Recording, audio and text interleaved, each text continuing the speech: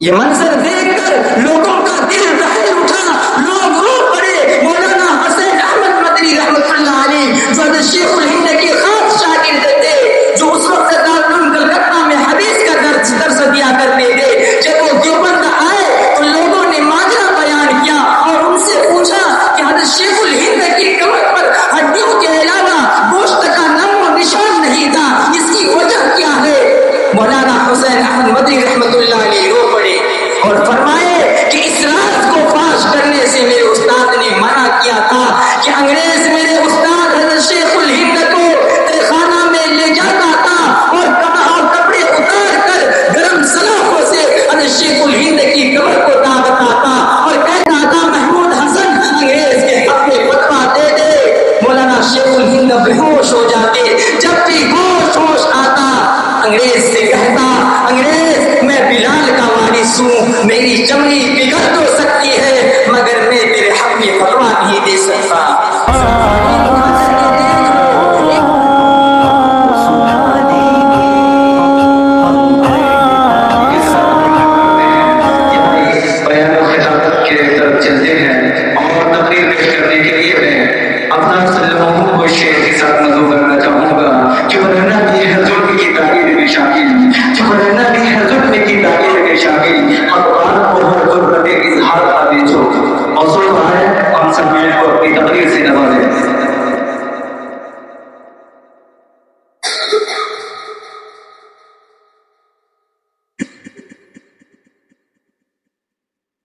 بسم اللہ الرحمن الرحیم، الحمد للہ وحدہ والصلاة والسلام علی من لا نبی بعدہ وعلی آلہ واصحابہ اجمعین، اما بعد فاعوذ باللہ من الشیطان الرجیم، بسم اللہ الرحمن الرحیم، انما یخشى اللہ من عبادہ العلماء، صدق اللہ العظیم۔ معزز سامعین کرام اور مشرف اساتذہ کرام،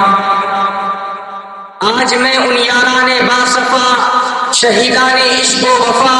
وارثان بلال اور عشاق نبی کے تذکرے کی سعادت حاصل کر رہا ہوں، جن کا قلب و جگر نبی کی عظمت سے معمور تھا، جن کا دل عشق نبی سے سرشار تھا، جن کے چہرے پر عزم و استقلال کی کرنیں جلوہ فگن تھی، جنہوں نے اہل جہاں کو عشق نبی کا درس دیا، صنف انسانی کو محبت کا پیغام سنایا، جنہوں نے امت کو نبی سے پیار کرنا سکھایا، عشق نبی کا طریقہ بتایا، محبت نبی کا راستہ دکھلایا، جن کو دنیا آج علماء دیوبند کہتی ہے۔ لیکن میرے عزیز ساتھیوں،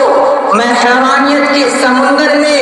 غرق اور سرگرداں و پریشان ہوں کہ اس قلیل وقت میں ایسے عظیم الشان وسیع و بسیط موضوع پر کس قلم کشائی کر سکوں،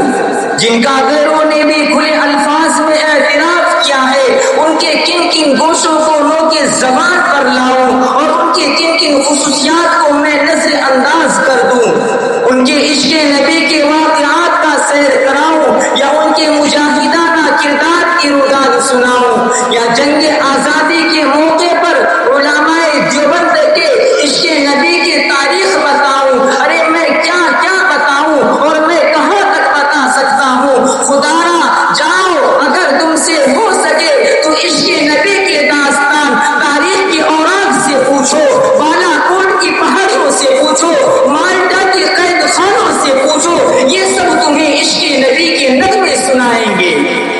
جنہوں نے عشق نبی کی خاطر اپنی جان آفری کے حوالے کر دی۔ معزز سامعین کرام، حضرت مولانا قاسم نانوتوی رحمۃ اللہ علیہ کی ہستی سے کون نہ واقف ہے؟ ارے انہیں کون نہیں جانتا، جو علماء دیوبند کے سب سے بڑے لیڈر، سب سے بڑے قائد، سب سے بڑے رہنما ہیں۔ جب بیت اللہ حج کرنے جاتے ہیں، مدینہ کے قریب پہنچتے ہیں تو مدینہ سے 7 میل پہلے ہی اپنا جوتا اتار لیتے ہیں۔ کسی نے کہا حضرت یہ پتھریلی زمین ہے، پیروں میں پتھر لگیں گے، پیروں میں زخم آ جائے گا۔ فرمایا ارے پتھروں کی کوئی بات نہیں ہے، زخم کی کوئی بات نہیں ہے، ارے میں جوتا اس لیے اتارتا ہوں کہ شاید آج سے 1400 سال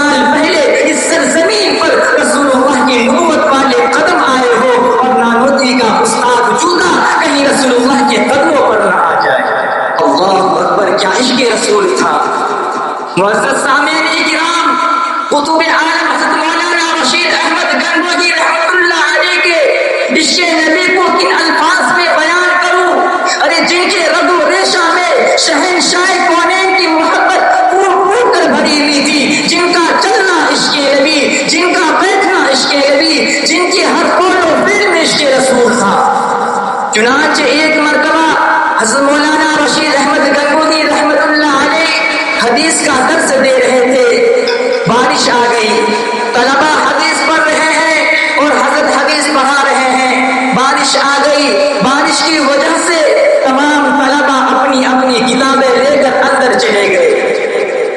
حضرت مولانا رشید احمد گنگوہی رحمت اللہ علیہ نے اپنی پگڑی بچھائی اور اس میں تمام طلبہ کی جوتیاں ڈالنے لگے۔ کسی نے کہا حضرت یہ کیا کر رہے ہیں؟ فرمایا کہ میں تمہاری جوتیاں اس لیے اٹھا رہا ہوں کہ تم رسول اللہ کے حدیث پڑھتے ہو، میں تمہاری جوتیاں نہیں اٹھا رہا ہوں بلکہ میں تو رسول اللہ کے مہمانوں کی جوتیاں اٹھا رہا ہوں۔ اللہ اکبر، کیا عشق رسول تھا!